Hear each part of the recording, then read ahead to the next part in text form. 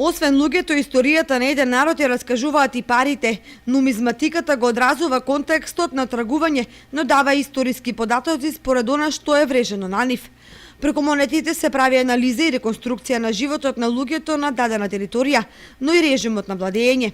Монетите откриени на Брегалничкиот регион можеа да ги видат и виничани преку презентација на истоимената публикација на магистер Гордана Јанева, во која најстарите пари се датирани од пајонското време.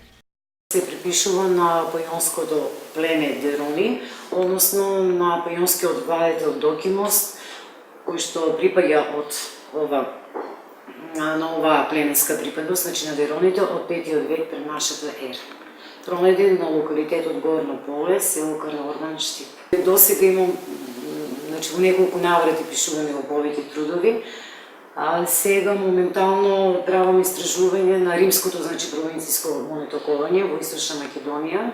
Всушност тоа е насловот на мојата докторска дисертација. Музеот Теракота во минатогодишните истражувања најмногу монети има откриено на Виничко кале. Ново изложбените паноа можеа да се видат и монети од останати археолошки наоѓалишта, Грнчарка, Коколов рид и Гробана. Во нашиот музеј денес имаме поголем број на примероци на бронзени монети и многу мал број на златни монети. Изложени се монети од Виничко кале, од кои неколку се од 4 век, неколку се од 6 век и златните сите се од 6 век.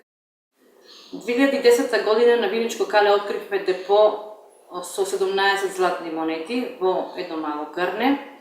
Меѓутоа тие денес се наоѓаат во археолошкиот музеј на Македонија.